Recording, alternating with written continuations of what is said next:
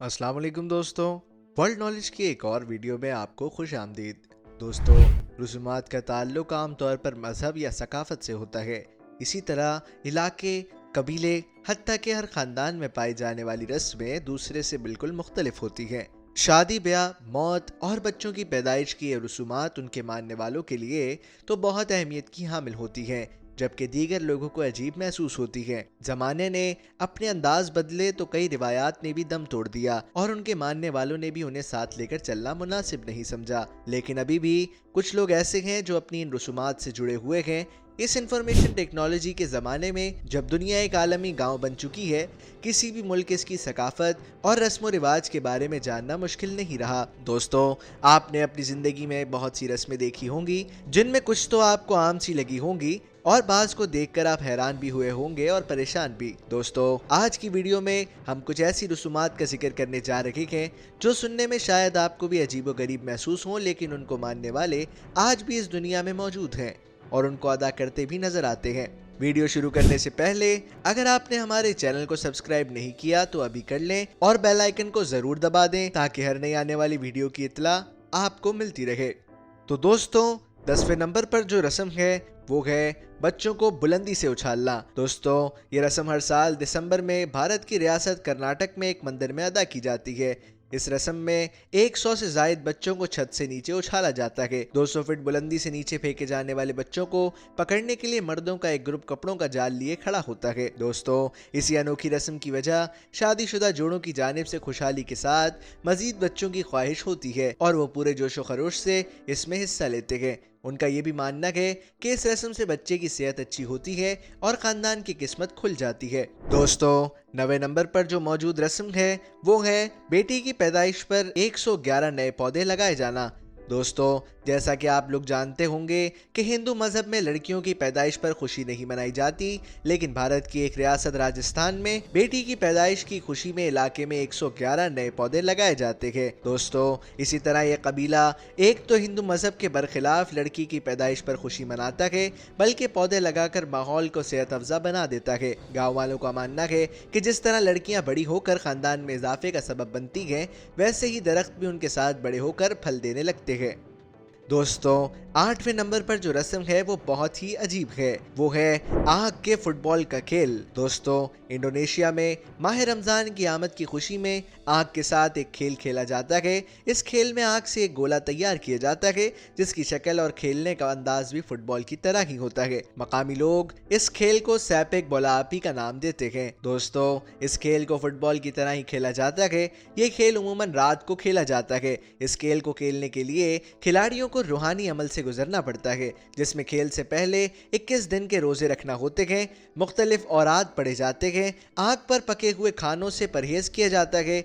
दोस्तों, खिलाड़ी 21 दिनों की इस मश्क से रूहानी तौर पर अपने आप को पाक करते हैं। इन तमाम मराहिल से गुजरने के बाद खिलाड़ियों को आग से डर महसूस नहीं होता, इसीलिए वो आग के इस गोले को नंगे पांव ठोकरे मारते हैं। दोस्तों, 7वें नंबर पर जो रस्म है वो है बच्चों के ऊपर से कूदना। दोस्तों, ये रिवायत 16वीं सदी से स्पेन में चली आ रही है और बहुत ही अजीब व गरीब रस्म है। साल में एक दिन कैथोलिक दावत नामी ये त्यौहार मनाया जाता है। दोस्तों, इस दिन साल भर में पैदा होने वाले बच्चों को सड़क पर लिटा दिया जाता है और कोई एक शख्स शैतान का रूप धार कर उनके ऊपर से कूदता है। वहाँ के मकामी लोगों का कहना है कि ऐसा करने से उनके बच्चे जिंदगी भर मुसीबतों, परेशानियों और खतरनाक तरीन बीमारियों से महफूज हो जाते हैं। 6ठे नंबर पर है लड़कियों के पाँव मोड़ना।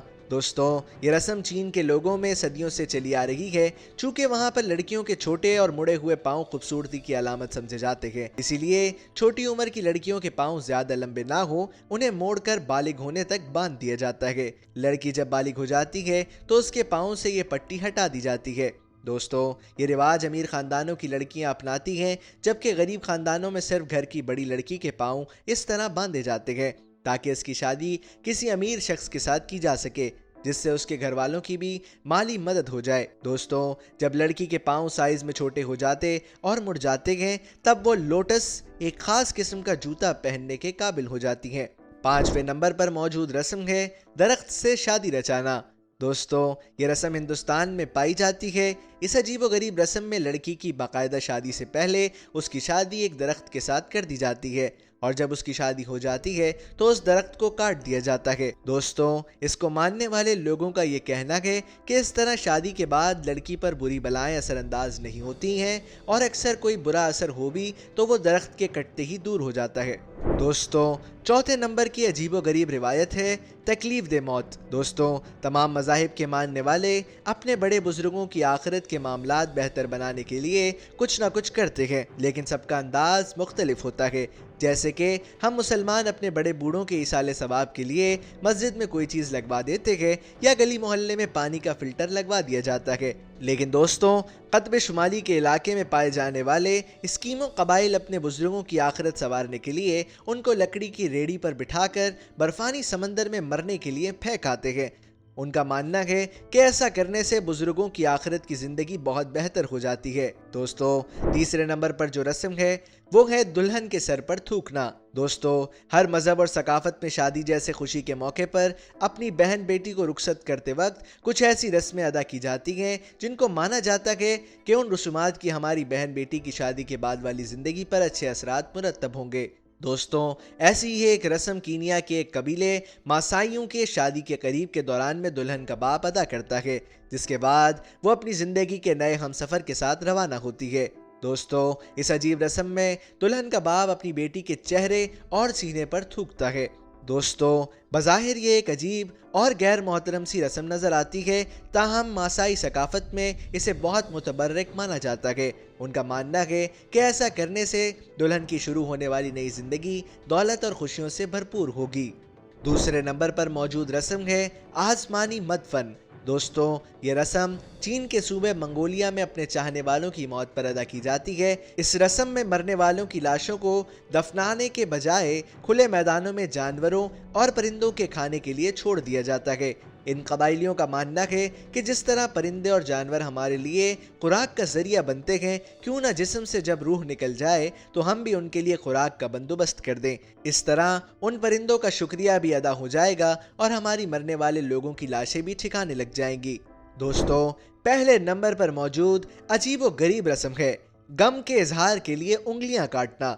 दोस्तों, मुख्तलिफ तहजीबों में गम के इजहार के लिए मुख्तलिफ अंदाज अपनाए जाते हैं, जैसा कि रोना पीटना, ऊंचा ऊंचा बोलना, जबकि इंडोनेशिया में डाई कबीले के लोग किसी के मरने पर एक अजीब व गरीब अंदाज अपनाते हैं।